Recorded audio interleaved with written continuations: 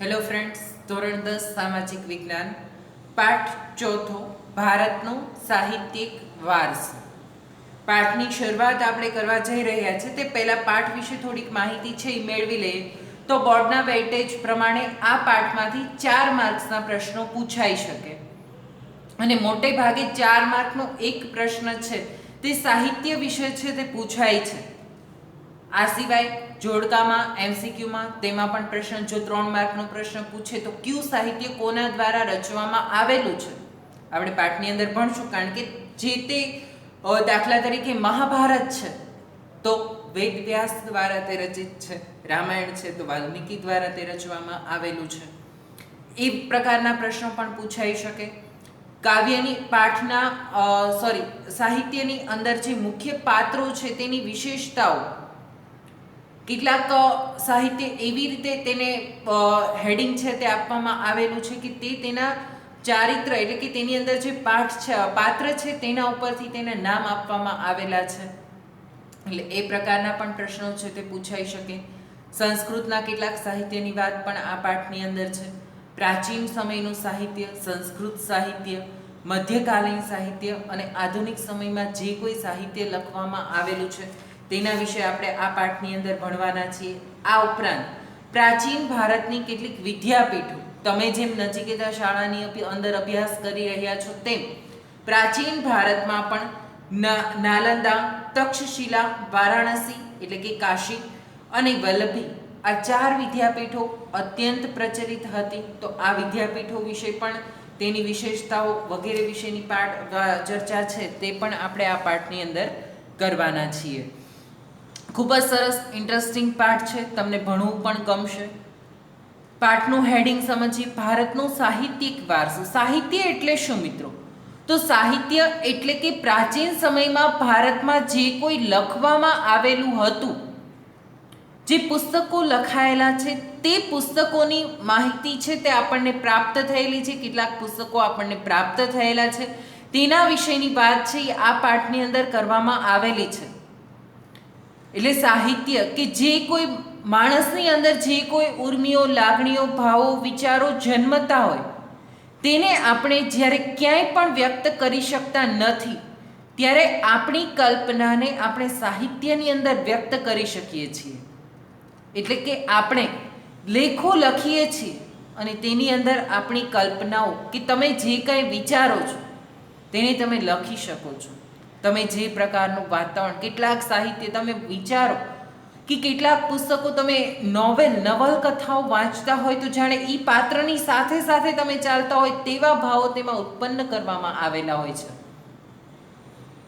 ઘણા ખૂબ જ સુંદર મજાના પુસ્તકો હોય છે. એટલે સાહિત્ય લખવું તે પણ ખૂબ જ અઘરી બાબત છે. આપણે ઘણી વખત એવું પણ થતું હોય છે કે કોઈ પણ વ્યક્તિ વિશે અથવા તો તહેવાર વિશે તમને 5 મિનિટ બોલવાનું કહે તો એ પણ આપણે બોલી શકતા નથી. તો સાહિત્યની અંદર તો પ્રાચીન ભારતમાં ખૂબ જ મોટા મોટા ગ્રંથો લખાયેલા છે જેના વિશેની ચર્ચા આપણે આ પાઠની અંદર કરવાના છીએ. પાઠની પ્રસ્તાવના આપણે જોઈએ તો માનવીએ પોતાના વિચારો, ભાવો, લાગણીઓ, ઉર્મિઓ વગેરે અન્ય માનવી કે પ્રાણીઓ સુધી પહોંચાડવા માટે કેટલાક હાવભાવ, સંકેતો, ચિત્રોનો આશરો લીધો અને કેટલાક ધ્વનિઓ કર્યા. તેમાંથી બોલી કે લિપિનો ઉદ્ભવ થયો. કે માણસે પોતાને વાગ્યું છે, બરાબર છે, કે પોતે ખૂબ જ ખુશ છે, પોતે અત્યંત દુઃખી છે, તે દર્શાવવા માટે માણસે સૌથી પહેલાં તો કેટલાક પ્રકારના હાવભાવો આપ્યા કે મને આ પ્રકારની પરેશાની છે. કારણ કે ત્યારે તેની પાસે ભાષા કે લિપિ ન હતી. પછી ધીમે ધીમે કેટલાક ઈશારાઓ તે કરતા શીખ્યો. પછી ધીમે ધીમે અમુક પ્રકારના અવાજો દ્વારા અને પછી ધીમે ધીમે તેમાંથી બોલી એટલે આપણે જે બોલીએ છીએ તે, અને લિપિ એટલે લખવું. આપણે ગુજરાતી ભાષામાં વાત કરીએ છીએ તો આપણી બોલી છે તે ગુજરાતી છે, કાંઠિયાવાડી છે. અને લિપિ એટલે આપણે ગુજરાતી ભાષામાં જે કંઈ કક્કા બારાક્ષરી લખીએ છીએ અને આ જે કંઈ સાહિત્ય તમારી સામે લખેલું છે તેને લિપિ તરીકે ઓળખવામાં આવે છે. એટલે સૌથી પહેલાં બોલીનો વિકાસ થયો અને ત્યાર પછી લિપિનો વિકાસ થયો. આ લિપિએ ભાષાના ઘડતરમાં મહત્વનો ફાળો આપ્યો અને આ લિપિ દ્વારા જુદી જુદી ભાષાઓનું ઘડતર થયું. સમયાંતરે પોતાના વિચારો અભિવ્યક્ત કરવા માટે ભાષાનો ઉપયોગ થયો. આ ભાષાના સર્જનાત્મક પ્રયોગથી સાહિત્યનું સર્જન થવા પામ્યું. સમયાંતરે વિચારો અભિવ્યક્ત કરવા માટે ભાષાનો ઉપયોગ છે તે થવા લાગ્યો કે મારે તમને જે કંઈ કહેવું છે તો એ ભાષા દ્વારા તમને સમજાવી શકું છું, કહી શકું છું. સમય જતાં ધીમે ધીમે આ ભાષામાંથી સાહિત્યનું સર્જન થવા લાગ્યું. સાહિત્ય સર્જન થયું. પ્રાચીન કાળથી ભારતીય સાહિત્ય તેની વિવિધતા અને વિશિષ્ટતા માટે પ્રખ્યાત છે. કે પ્રાચીન સમયથી જ ભારતીય સાહિત્ય છે તે તેની વિવિધતા અને વિશિષ્ટતા, ભારતીય સાહિત્યની જે વિવિધતા છે અને તેની જે વિશેષતાઓ છે તેના માટે આ સાહિત્ય પ્રખ્યાત છે. ભારતના વિદ્વાનોએ પ્રાચીન સાહિત્યના બે ભાગ પાડ્યા છે: વૈદિક સાહિત્ય અને પ્રશિષ્ટ સાહિત્ય. વૈદિક સાહિત્ય એટલે વેદો, જે આપણા 4 વેદો લખાયેલા છે તે ઋગ્વેદ, યજુર્વેદ, અથર્વવેદ અને સામવેદ. આ પ્રાચીન સમયના મુખ્ય ગ્રંથો છે. 4 વેદો લખવામાં આવેલા છે તે. આ સિવાય પ્રશિષ્ટ એટલે કે આદર્શ સાહિત્ય, જે સર્વશ્રેષ્ઠ સાહિત્ય રચવામાં આવેલું છે, રામાયણ, મહાભારત, ભગવદ્ ગીતા, આ બધાનો સમાવેશ પ્રશિષ્ટ સાહિત્યમાં કરવામાં આવે છે. ઉપનિષદો છે તે પણ પ્રશિષ્ટ સાહિત્ય છે. આ પ્રશિષ્ટ સાહિત્ય દ્વારા આપણને આદર્શ વિચારો, આદર્શ વ્યક્તિઓના પરિચયમાં આપણે આવીએ છીએ અને તેમાંથી આપણે કંઈક પણ શીખી શકીએ છીએ. અને વૈદિક સાહિત્યની અંદર આપણે આગળ ભણવાના છીએ, પણ છતાં પણ તેમાં ચર્ચા છે તે કરી લઈએ તો જુદા જુદા 4 વેદો છે: ઋગ્વેદ, યજુર્વેદ, અથર્વવેદ અને સામવેદ, જેમાં ધર્મના નિયમો પણ આપવામાં આવેલા છે. આયુર્વેદ વિશેની વાત પણ કરવામાં આવેલી છે. સંગીત વિશેની વાત પણ કરવામાં આવેલી છે. આમ પ્રાચીન સાહિત્ય છે તે 2 ભાગનું છે. ભારતના વિદ્વાનોએ પ્રાચીન સાહિત્યને કેટલા વિભાગમાં વિભાજિત કરેલા છે? ક્યાં? તો 2 વિભાગમાં વિભાજિત કરેલું છે: વૈદિક સાહિત્ય અને પ્રશિષ્ટ સાહિત્ય. આ ઉપરાંત લોકબોલીઓ અને લોકભાષામાં રચાયેલું સાહિત્ય પણ પ્રચલિત હતું. લોકબોલી અને લોકભાષામાં રચાયેલું સાહિત્ય એટલે કેવા પ્રકારનું સાહિત્ય? તો લોકબોલી અને લોકભાષામાં જે સાહિત્ય રચાયેલું છે એટલે લોકો દ્વારા જે કંઈ બોલવામાં આવે અને તેને સાહિત્યના સ્વરૂપમાં રચના તેની કરવામાં આવે. તમે કેટલાક લોકગીતો સાંભળતા હશો, બરાબર છે? તો આ લોકગીતો છે તે કે મારે ટોટલે બેઠો રે મોર ક્યાં બોલે, તો એ કોઈના દ્વારા રચવામાં આવેલું નથી. આ ગીત લોકો દ્વારા, પનિહારીઓ પ્રાચીન સમયમાં પાણી ભરવા માટે જતી હતી અને ચાલતા ચાલતા છે આ પ્રકારના ગીતોની રચના થઈ જતી હતી. લગ્ન પ્રસંગે કે કોઈ પણ શુભ પ્રસંગે કેટલાક ગીતો ગાવામાં આવતા હોય છે. આ બધાનો સમાવેશ લોક સાહિત્યમાં થાય છે કે લોકો દ્વારા આ સાહિત્ય છે તે રચવામાં આવેલું હોય છે. એટલે લોકભાષાઓ કે લોક સાહિત્ય છે તેને લોકભાષા કે લોક સાહિત્ય તરીકે ઓળખવામાં આવે છે. બીજો મુદ્દો છે આપણો ભાષા અને સાહિત્ય વચ્ચેનો સંબંધ. કે ભાષા અને સાહિત્ય વચ્ચે કેવા પ્રકારનો સંબંધ છે? તો ભારતના ઇતિહાસમાં આપણે એક નજર નાખીએ તો સદીઓથી વિવિધ ભાષાઓનો ઉદ્ભવ થયેલો જોવા મળે છે. કે ભારતનો ઇતિહાસ જોઈએ તો સદીઓથી જુદા જુદા પ્રકારની ભાષાઓ છે તેનો ઉદ્ભવ થયેલો જોવા મળે છે. આ ભાષાઓએ બીજા પર અસર કરી અને પ્રભાવ પાડ્યો. તેથી ભાષાઓના સમૃદ્ધ સાહિત્યમાં પરિવર્તન થયું. પરિણામે નવી નવી ભાષાઓ અને નવા નવા સાહિત્યનું સર્જન થયું. કે જુદી જુદી ભાષાઓમાંથી સાહિત્ય છે એ કેવી રીતે ઉદ્ભવ્યું તે આ મુદ્દાની અંદર આપણે જોવાના છીએ. તો ભારતના ઇતિહાસમાં આપણે એક નજર નાખીએ તો સદીઓ એટલે 100 વર્ષનો સમયગાળો, સદીઓથી એટલે કે અનેક સદીઓ એટલે કે અનેક વર્ષોથી જુદી જુદી ભાષાઓનો ઉદ્ભવ થયેલો જોવા મળે છે. કે પ્રાચીન સમયથી જ અલગ અલગ પ્રકારની ભાષાઓ બોલવામાં આવે છે. જેમ આપણે ગુજરાતની અંદર ગુજરાતી ભાષાઓ બોલીએ છીએ, મહારાષ્ટ્રના લોકો મરાઠી ભાષા બોલે છે, પંજાબમાં પંજાબી, દક્ષિણ ભારતની અંદર તમિલ, તેલુગુ, કન્નડ, મલયાલમ આ પ્રકારની ભાષાઓ બોલવામાં આવતી હોય છે.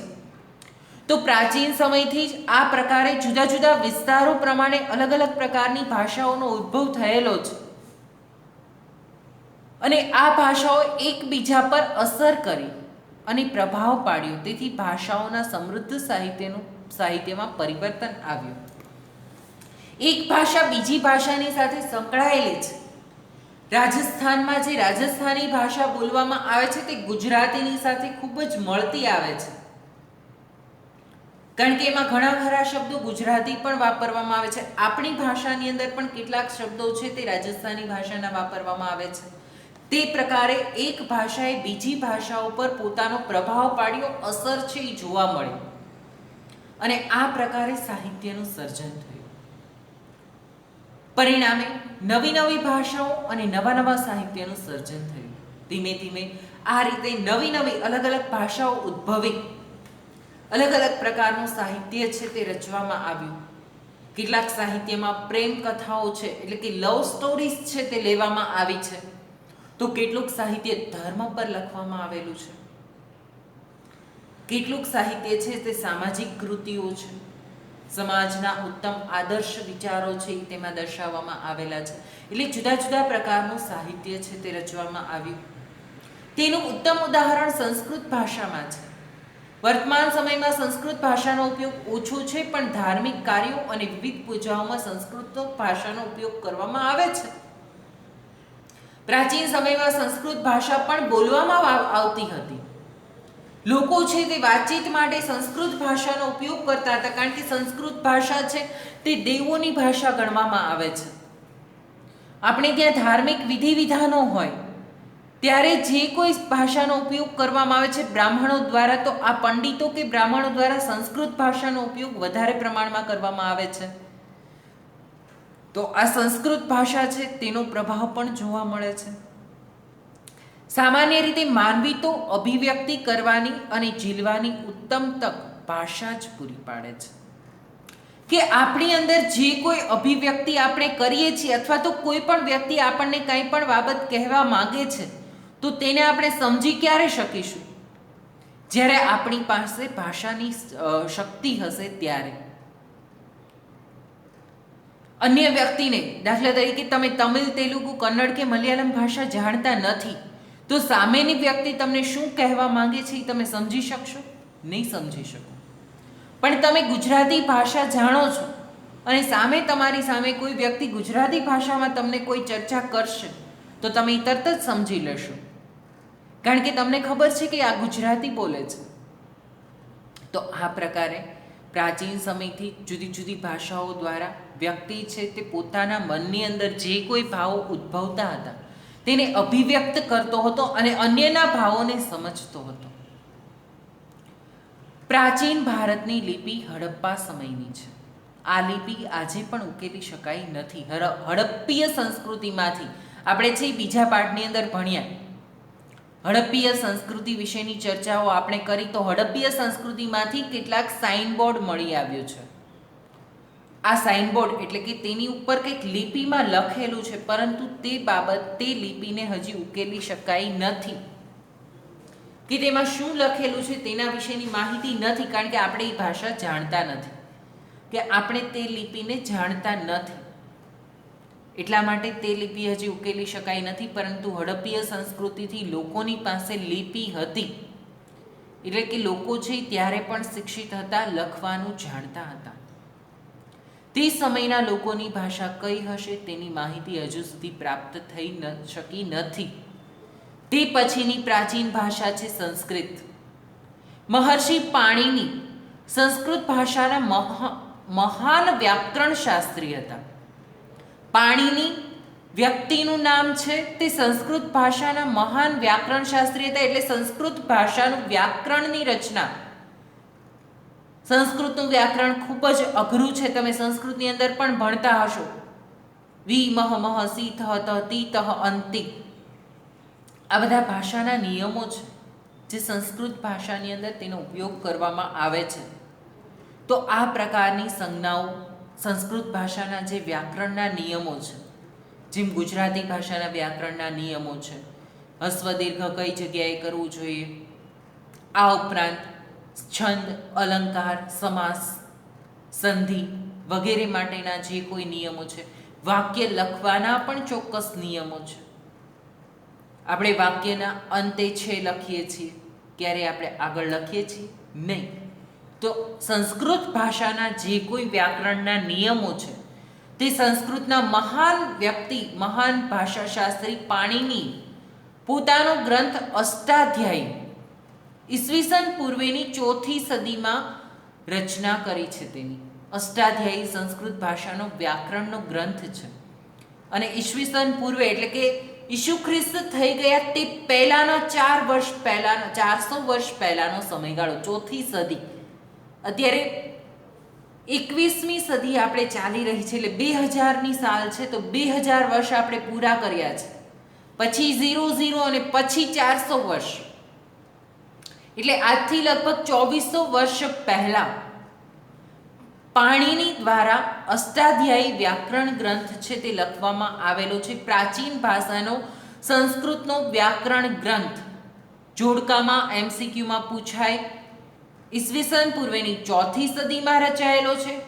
ગ્રંથનું નામ અષ્ટાધ્યાયી ગ્રંથ છે અને રચયિતા કોણ છે? પાણિની.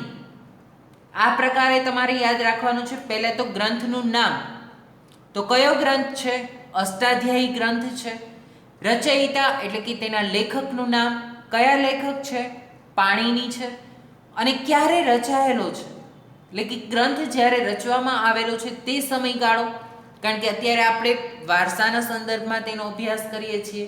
એટલે ગ્રંથ છે તે ક્યારે રચાયેલો છે? તો કે ઈસવીસન પૂર્વેની 4થી સદીની અંદર આ ગ્રંથની રચના કરવામાં આવી છે.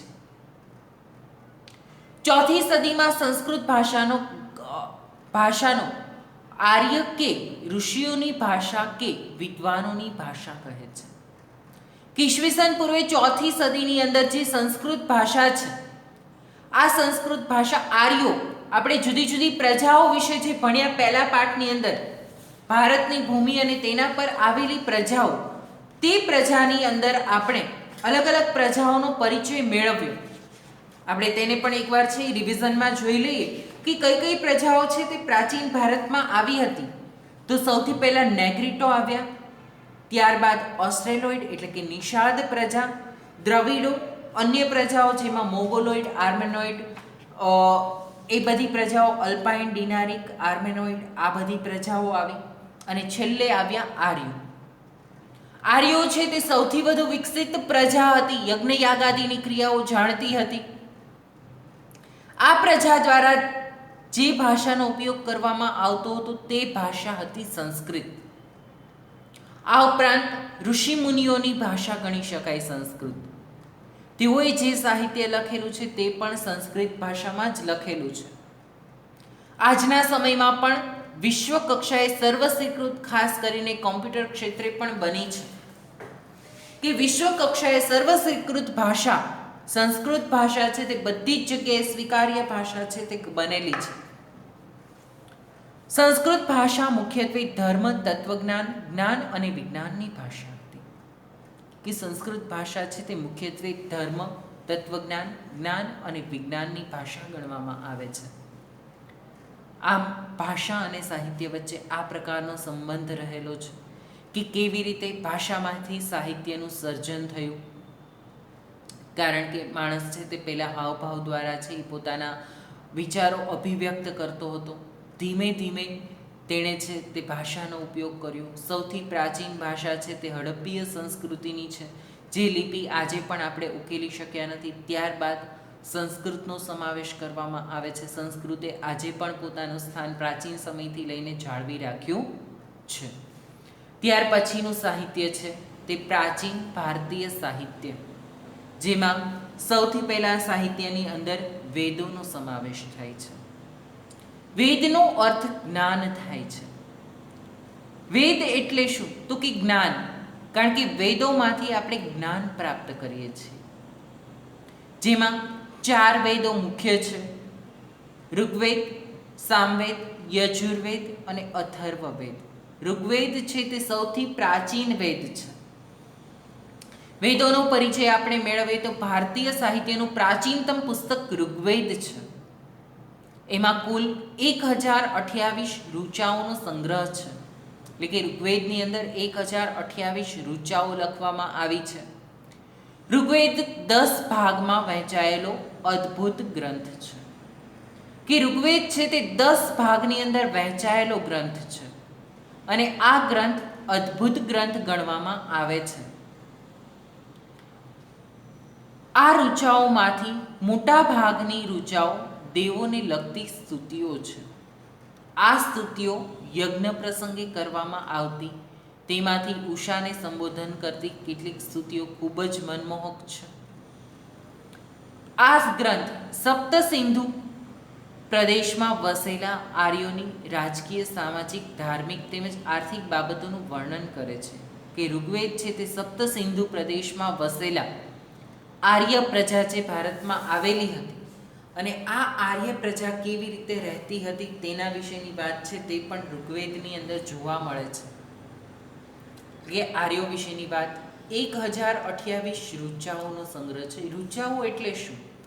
તો શ્લોકોનો જે સમૂહ છે તેને ઋચાઓ તરીકે ઓળખવામાં આવે છે અને ઋગ્વેદ 10 ભાગમાં વહેંચાયેલો અદ્ભુત ગ્રંથ છે. એટલે કે એક જ ગ્રંથ નથી, પરંતુ એક ગ્રંથ 10 ભાગની અંદર ભાગ 1, ભાગ 2, ભાગ 3, ભાગ 4, ભાગ 5, ભાગ 6, ભાગ 7, ભાગ 8, ભાગ 9 અને ભાગ 10 તે પ્રકારે 10 ભાગની અંદર વહેંચાયેલો અદ્ભુત ખૂબ જ શ્રેષ્ઠ ગ્રંથ ઋગ્વેદ છે.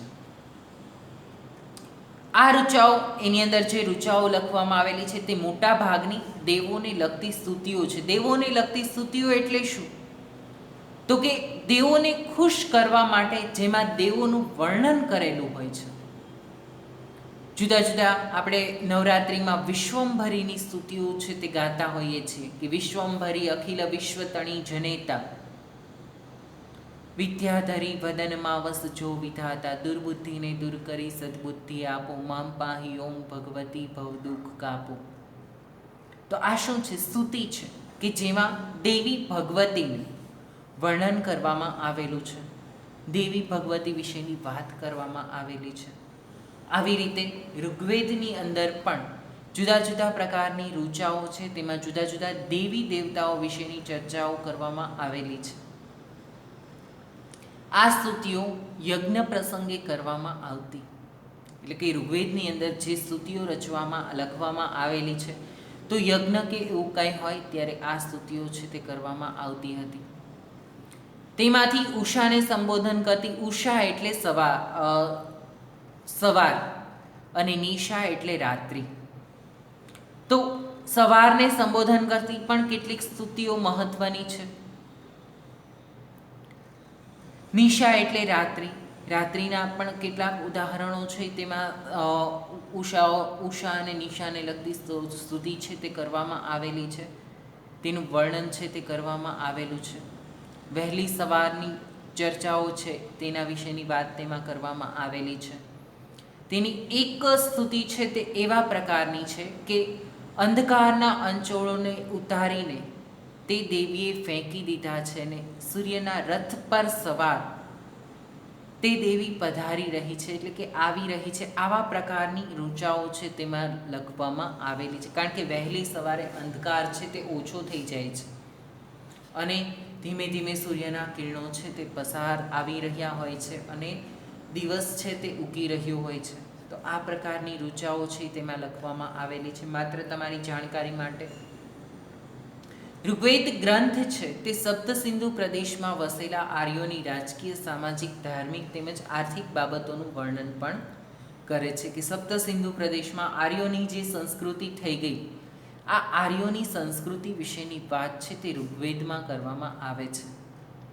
ઋગ્વેદ પછી બીજા 3 વેદોની રચના કરવામાં આવી, જેમાં સામવેદમાં ઋગ્વેદની ઋચાઓનું ગાન કરવા માટે રચવામાં આવ્યો છે. સામવેદને સંગીતની ગંગોત્રી પણ કહે છે, કારણ કે સામવેદની અંદર સંગીતના વિશેની વાતો છે તે કરવામાં આવેલી છે. ઋગ્વેદની અંદર જે શ્લોક લખેલા છે તે શ્લોકને, પ્રત્યેક શ્લોકને ગાવા માટેની પણ ચોક્કસ રીત હોય છે અને આ રીત છે તે સામવેદની અંદર આપવામાં આવેલી છે. એટલે ઋગ્વેદ પછી સામવેદનો સમાવેશ થાય છે અને સામવેદને સંગીતની ગંગોત્રી પણ કહે છે. યજુર્વેદ યજ્ઞનો વેદ કહેવાય છે. આ વેદ છે તે યજ્ઞનો વેદ છે. આ વેદ ગદ્ય અને પદ્ય સ્વરૂપે રચાયેલો છે. યજ્ઞ વખતે બોલવામાં આવતા મંત્રો, ક્રિયાઓ અને વિધિઓનું વર્ણન તેમાં કરવામાં આવ્યું છે. યજુર્વેદની અંદર યજ્ઞ વખતે જે કોઈ ક્રિયાઓ, મંત્રો વગેરે બોલવામાં આવતા હતા તેના વિશેનું વર્ણન છે તે યજુર્વેદમાં કરવામાં આવ્યું છે. યજુર્વેદ પછી છે અથર્વવેદ, અને અથર્વવેદ છે તે અંતિમ વેદ છે, એટલે કે ચોથો વેદ છે. અથર્વવેદમાં અનેક પ્રકારના કર્મકાંડો અને સંસ્કારોનું વર્ણન કરવામાં આવ્યું છે. અનેક પ્રકારના કર્મકાંડો એટલે કે જુદા જુદા પ્રકારની ધાર્મિક વિધિઓ કેવી રીતે કરવી જોઈએ, તેની ચોક્કસ પદ્ધતિ હોય છે, તેના વિશેની વાત છે તે અથર્વવેદમાં કરવામાં આવેલી છે. આમ 4 વેદોની રચના થયેલી છે: ઋગ્વેદ, સામવેદ, યજુર્વેદ અને અથર્વવેદ. ઋગ્વેદની અંદર 1028 ઋચાઓ છે, 10 ભાગમાં વિભાજિત છે. મોટા ભાગની ઋચાઓ છે તે દેવોની સ્તુતિઓ છે. આ ઉપરાંત ઉષાને સંબોધન કરતી પણ કેટલીક ઋચાઓ તેમાં લખવામાં આવેલી છે. આ ઉપરાંત સપ્ત સિંધુ પ્રદેશમાં વસવાટ કરતા આર્યો વિશેની વાત છે તે પણ ઋગ્વેદની અંદર કરવામાં આવેલી છે. ઋગ્વેદ પછી બીજો ગ્રંથ લખવામાં આવેલો છે એટલે કે વેદ છે તે સામવેદ. સામવેદની અંદર ઋગ્વેદના જે શ્લોકો છે તેને કેવી રીતે ગાવા તેના વિશેની પદ્ધતિ છે તેમાં દર્શાવેલી છે. સંગીતની ગંગોત્રી તરીકે આ વેદને ઓળખવામાં આવે છે. લય અને રાગની સાથે આ ઋગ્વેદના જે કોઈ શ્લોક છે તેને કેવી રીતે ગાવા તેનો પરિચય છે તે સામવેદની અંદર આપવામાં આવેલો છે. ત્યાર પછી યજુર્વેદ, તેને યજ્ઞનો વેદ કહેવામાં આવે છે. યજુર્વેદ યજ્ઞ ઉપરથી જ આપણે સમજી શકીએ કે યજ્ઞનો વેદ છે. આ વેદ ગદ્ય અને પદ્ય સ્વરૂપે એટલે કે પાઠ અને કવિતા બંને સ્વરૂપે છે. યજ્ઞ વખતે બોલવામાં આવતા મંત્રો, ક્રિયાઓ, વિધિઓનું વર્ણન તેમાં કરવામાં આવે છે કે જુદા જુદા યજ્ઞ વખતે કઈ કઈ સામગ્રીનો ઉપયોગ કરવો, કયા યજ્ઞમાં કેવા પ્રકારના મંત્રો બોલવા તેના વિશેની વાત છે તે યજુર્વેદની અંદર કરવામાં આવેલી છે. અને અથર્વવેદમાં અનેક પ્રકારના કર્મકાંડો અને સંસ્કારોનું વર્ણન છે. લગ્ન સંસ્કાર, મૃત્યુ સંસ્કાર, આ બધા સંસ્કારો છે તેનું વર્ણન અથર્વવેદની અંદર કરવામાં આવેલું છે. જુદા જુદા પ્રકારના કર્મકાંડો તેના વિશેનું વર્ણન પણ અથર્વવેદમાં કરવામાં આવેલું છે. ત્યાર પછી છે ઉપનિષદો. મિત્રો, ઉપનિષદો શું છે? તો વેદોને સમજવા માટેની જેમ તમે પુસ્તકને સમજવા માટે નવનીતનો ઉપયોગ કરતા હોય છો તે જ પ્રકારે વેદોને સમજવા માટે ઉપનિષદોનો ઉપયોગ કરવામાં આવે છે. સાહિત્યમાં બ્રહ્માંડનો આરંભ ઉપનિષદની અંદર કે બ્રહ્માંડ કેવી રીતે શરૂ થયું, જીવન, મૃત્યુ, ભૌતિક અને આધ્યાત્મિક જગત, જ્ઞાન, પ્રકૃતિ અને બીજા અનેક દાર્શનિક પ્રસંગોનું વિવેચન તેમાં કરવામાં આવ્યું છે. બૃહદારણ્ય અને છાંદોગ્ય શરૂઆતના ઉપનિષદો છે, ઉપનિષદના નામ છે. અને ઉપનિષદોની સંખ્યા 108 છે. વેદોની સંખ્યા જેમ 4 છે તેમ 108 ઉપનિષદો છે તે રચવામાં આવેલા છે, જેમાં બૃહદારણ્યક અને છાંદોગ્ય ઉપનિષદનો પણ સમાવેશ થાય છે. ઉપનિષદો સંવાદના સ્વરૂપમાં છે, એટલે કે ગુરુ અને શિષ્ય બંને એકબીજાની સાથે ચર્ચા કરતા હોય. તમારા મનની અંદર કોઈ પણ પ્રશ્ન ઉદ્ભવે અને તમે મને પૂછો અને તેનો જવાબ હું તમને આપતો હોય, તે પ્રકારે આ ઉપનિષદોની રચના થયેલી છે. કે તમે મને પૂછો કે સર ઋચાઓ એટલે શું, અને હું તમને જવાબ આપું કે વિદ્યાર્થી મિત્રો, ઋચાઓ એટલે કે શ્લોકોનો સમૂહ, એક સાથે એક જ વિષયને લગતા અનેક શ્લોકો જ્યારે લખવામાં આવેલા હોય છે તો તેને ઋચાઓ તરીકે ઓળખવામાં આવે છે. પછી તમે એમ પૂછો કે સર ઋગ્વેદની અંદર કઈ કઈ બાબતોનો સમાવેશ થયેલો છે, તો હું એમ કહું કે ઋગ્વેદની અંદર ઋગ્વેદ 10 ભાગમાં વિભાજિત છે. તેમાં 1028 ઋચાઓ છે. મોટા ભાગની ઋચાઓ દેવોને લગતી સ્તુતિઓ છે. યજ્ઞ પ્રસંગે તે કરવામાં આવતી હતી. મોટા ભાગની ઉષાને સંબોધન કરતી પણ કેટલીક ઋચાઓ તેમાં લખવામાં આવેલી છે.